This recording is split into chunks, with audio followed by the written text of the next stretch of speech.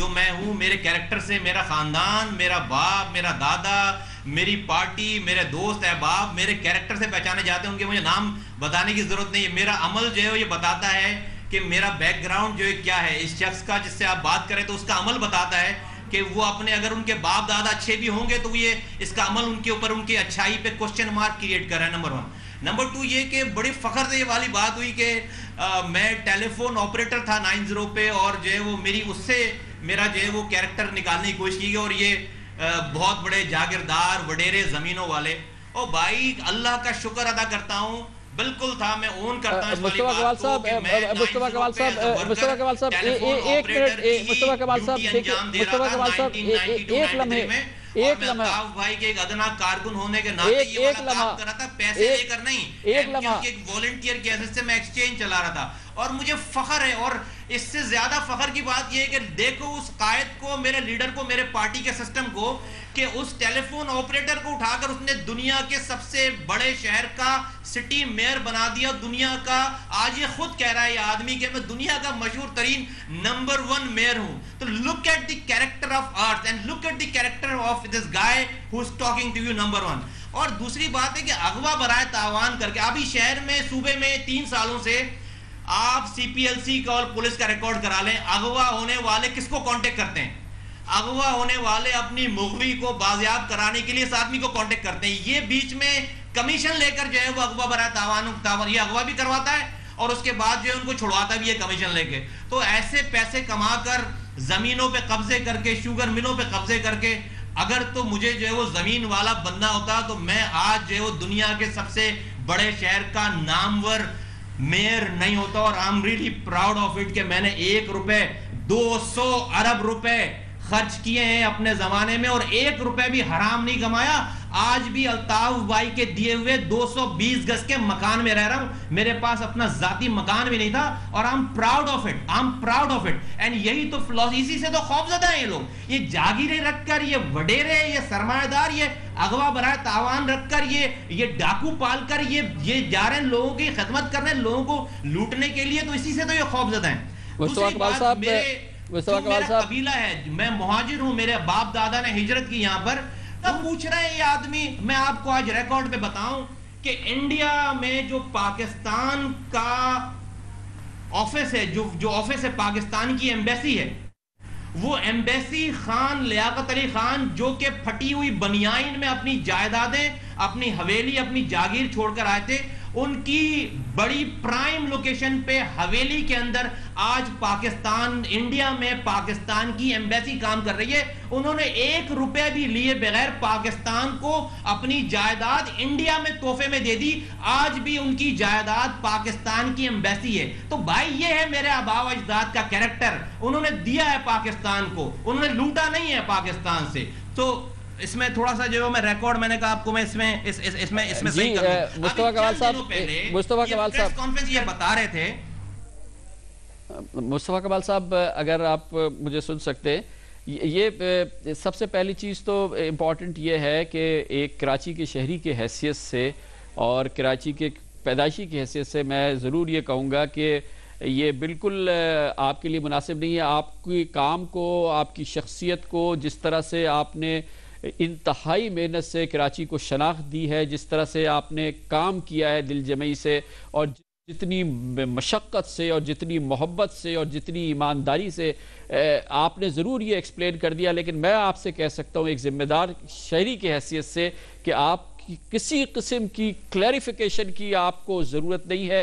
ماشاءاللہ جس طرح سے آپ نے کام کیا ہے اس سے نہ صرف یہ کہ کراچی والوں کے سر فخر سے بلند ہوئے ہیں، آپ جیسے رہنما پاکستان کو ملیں، آپ جیسے مڈل کلاس لوگ جو کہ فخر سے کہیں کہ وہ کس جگہ سے شروع ہوئے اور کس جگہ پہ پہنچے، ان کی پوری دنیا میں شناخت ہو. آپ پورے ہم عام شہریوں کے لیے آپ جیسی شخصیت میں خاص طور پہ آپ کے لیے کہوں گا آپ قابل فخر شخصیت ہیں. آپ کو اسی لیے میں نے انہیں بھی نہیں ٹوکا, اور میں چاہ رہا تھا کہ آپ نہ ایکسپلین کریں, کیونکہ آپ کو ایکسپلین کرنے کی ضرورت نہیں ہے. ماشاءاللہ آپ بالکل اس بات پہ تسلی رکھیں کہ آپ نے جس طرح سے کام کیا ہے دن رات, اور اس شہر کی شکل کو بدلا ہے, اوپر سے لے کے نیچے تک بدلا ہے. اور میں پوری ذمہ داری سے کہہ سکتا ہوں کہ جتنی ایمانداری سے آپ نے تندہی سے کام کیا ہے, آپ کو ایکسپلین کرنے کی ضرورت نہیں ہے. یہ سیاسی معاملات, یہ ساری چیزیں بالکل اپنی طرف ہے, لیکن اپنی ذات کی حیثیت سے میں پورے یقین سے آپ سے کہتا ہوں کہ آپ کو فخر ہونا چاہیے, آپ کے والدین کو فخر ہونا چاہیے, آپ کو خود فخر ہونا چاہیے, بلکہ میں کہوں گا کہ آپ کی پارٹی کو فخر ہونا چاہیے کہ آپ جیسے لوگ اگر اتنی بڑی تعداد میں اس پارٹی کے پاس ہوں تو اس پاکستان میں اس پارٹی کے علاوہ کوئی اور نہیں ہوگا. آئیے سیاست کی طرف, اور یہ بتائیے گا کہ اتنی دیر کیوں لگی متحدہ قومی موومنٹ نے, جیسے آج یہ نقطہ بہ نقطہ جواب دیا ہے, آخر اتنے عرصے کیوں نہیں جواب دیا تھا؟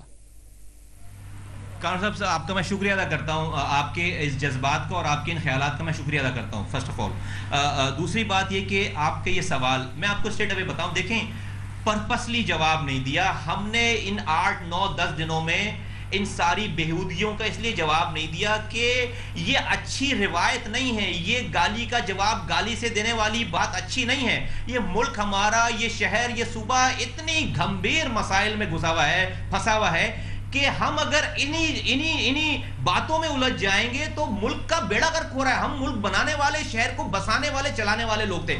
پرپسلی ٹرسٹ می کہ ہم نے گالی کا جواب الطاف بھائی کی ہدایت تھی کہ گالی سے نہیں دینی ہے, اور ہم نے یہ چھوڑ دیا پاکستان کے انٹلیکچوئلز کے اوپر, ہم نے یہ چھوڑ دیا پاکستان کے میڈیا کے اوپر, ہم نے یہ چھوڑ دیا پاکستان کی جوڈیشری کے اوپر اور پاکستان کے لا انفورسمنٹ ایجنسیز کے اوپر کہ وہ بتائیں کہ قتل کرنے والا کون ہے اور قاتل کون ہے اور یہ جھوٹ بولنے والا کون ہے اور سچ بولنے والا کون ہے. لیکن آپ کو پتا ہے کہ مجھے شکوہ بھی ہے, اور مجھے بہت سارے دوسرے جو پاکستان کے ہمارے سو کالڈ جو ہیومن رائٹس کی آرگنائزیشن ہے, جو ہمارے پاس جو ہماری وکلا تنظیم کے لوگ ہیں, جو ہماری میڈیا کی برادری کے کچھ لوگ ہیں, مجھے ان سے شکوہ یہ کہ انہوں نے سچ کو سچ نہیں کہا. کامران صاحب آپ کی طرح انہوں نے سچ کو سچ نہیں کہا, اور انہوں نے ایک نیا پروپیگنڈا شروع کر دیا. خط کبھی نکال رہے ہیں, کبھی کوئی الزامات لگا رہے ہیں, یہ نہیں دیکھ رہے کہ بھائی کون آدمی بات کر رہا ہے, اس کا کیریکٹر کیا ہے. اگر اس کا کیریکٹر صحیح ہوتا, وہ صحیح آدمی ہوتا, تو اس کو قرآن سر پہ رکھ کر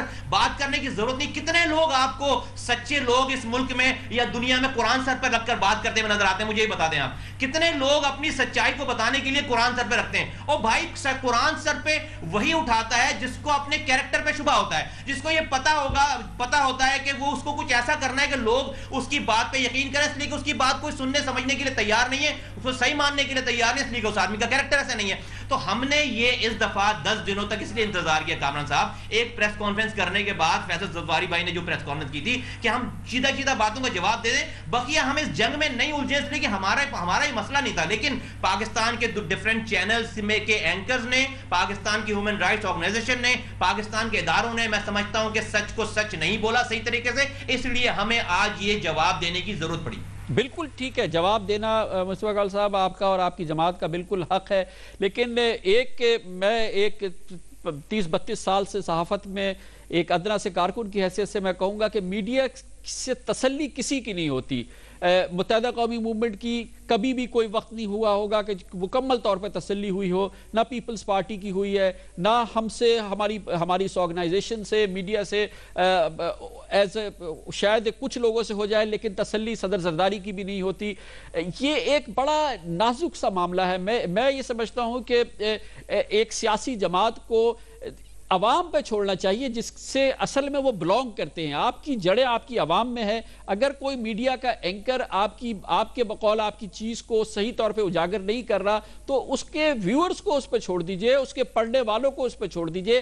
آپ اپنی بات کو ضرور بیان کریں, لیکن جس طرح سے آج آپ کی پریس کانفرنس کا ایک بڑا حصہ جو تھا وہ میڈیا پہ فوکس آپ نے کیا, میڈیا پہ آپ نے بات کی, یہ آپ کو نہیں سمجھتے آپ کہ شاید کبھی بھی آپ کی تسلی نہیں ہوگی, اور یہ ان لوگوں پہ چھوڑ دیجئے جیسے کہ آپ اپنا فیصلہ اپنے ووٹرز پہ چھوڑتے ہیں ٹیلی ویژن اینکر کا فیصلہ اس کے ویور پہ چھوڑ دیجئے، جرنلسٹ کا، لکھنے والے کا فیصلہ اس کے ریڈر پہ چھوڑ دیجئے. لوگ اس کو دیکھنا چھوڑ دیں گے، اس کو پڑھنا چھوڑ دیں گے، لیکن کبھی ایسا نہیں ہوگا کہ ان تمام لوگوں کی تمام باتوں سے آپ سے تسلی ہو جائے. آپ کا بڑا وقت صرف شکایت کرنے میں صرف ہو جائے گا، یا آپ کو اچھا نہیں لگے گا، آپ انکمفرٹ، اس کو چھوڑیں، آپ اپنی بات کریں. اور آپ کی اگر حق کی اور سچ کی اور صفائی کی بیان ہوگی تو میرا جیسا آدمی بھی، جیسے ابھی میں نے آپ سے عرض کیا آپ کی شخصیت کے بارے میں، آپ کے کام کے بارے میں، اس میں کہیں پہ بھی اس میں کوئی آپ کو دو رائے. اور اگر آپ دیکھ رہے ہیں کہ کوئی بیمانی کر رہا ہے تو ایسے ہی بیمانی کرنے دیجئے جیسے آپ سیاستدانوں کو کرنے دیتے ہیں. اگر آپ سمجھتے ہیں کہ کوئی دروغ گوئی کر رہا ہے تو ایسے ہی کرنے دیجئے جیسے آپ کی سیاست کے لوگ کرنے دیتے ہیں. اس کے ووٹر پہ چھوڑیے، اس کے ویور پہ چھوڑیے. کانوری، آپ کی یہ جو لاجک ہے، یہ بات ہے، میں اس کو مانتا ہوں. مجھے موقع دیجئے اس پہ. میں آپ کو ایک تو نمبر 1 یہ بتانا چاہتا ہوں کہ ہم میڈیا کی آزادی پہ، اس کی ایمان کی حد تک یقین رکھتے ہیں، اور ہمارا ایمان ہے میڈیا کی آزادی پہ، اور ہم اس کا احترام کرتے ہیں. یہاں پر جس ایپیسوڈ کا ان 10-12 دنوں کا میں نے ذکر کیا، کامران بھائی، ہمیں یہ شکایت نہیں ہے کہ میڈیا نے ایم کیو ایم کا موقف یا ایم کیو ایم کی تعریف یا ایم کیو ایم کی برائی کیوں کی یا ایم کیو ایم کا موقف کیوں نہیں دیا. ہمیں یہاں پر مسئلہ انسانی جانوں کا تھا. آپ کو پتا ہے اس شہر میں کس علاقے میں کہاں سے لوگوں کو کس بنیاد پر اغوا کر کے، زبان کی بنیاد پر ان کو قتل کر کے، ان کے سر کو ان کے تن سے